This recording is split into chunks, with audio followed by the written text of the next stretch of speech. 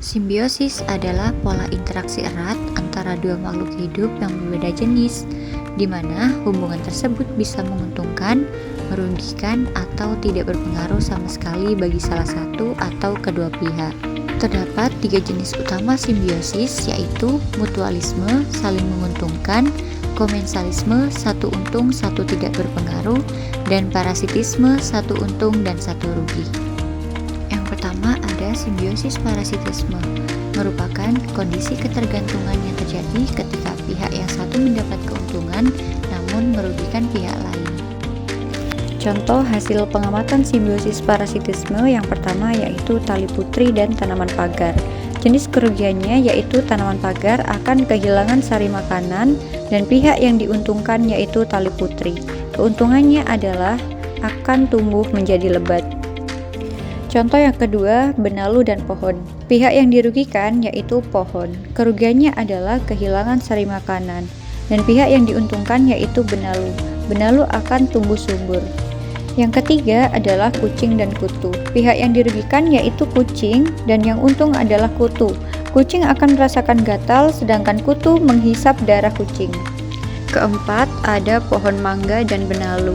Jenis tumbuhan yang dirugikan yaitu pohon mangga. Pohon mangga akan kehilangan sari makanan dan yang untung adalah benalu.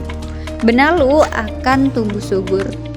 Untuk hasil pengamatan simbiosis mutualisme, contoh yang pertama ada cacing dan tanah. Jenis makhluk hidup yang diuntungkan yaitu cacing karena mendapatkan tempat hidup.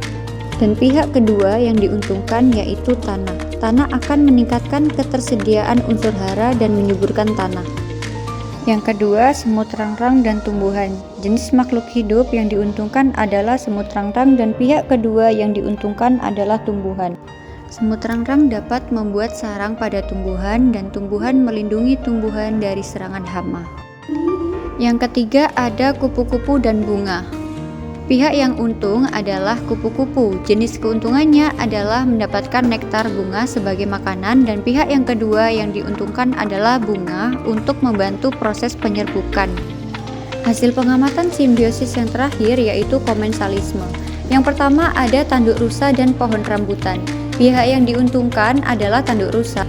Jenis keuntungannya dapat menopang pada pohon rambutan dan pihak yang tidak untung dan tidak rugi adalah pohon rambutan. 2. Anggrek dan pohon kelor. Pihak yang diuntungkan adalah anggrek. Jenis keuntungannya adalah dapat menopang pada pohon kelor dan pihak yang tidak untung dan tidak rugi adalah pohon kelor. Dan contoh yang terakhir ada lumut dan rambutan. Pihak yang diuntungkan adalah lumut. Jenis keuntungannya dapat bertahan hidup yaitu dengan menempel pada pohon rambutan. Sedangkan pihak yang tidak untung dan tidak rugi adalah pohon rambutan.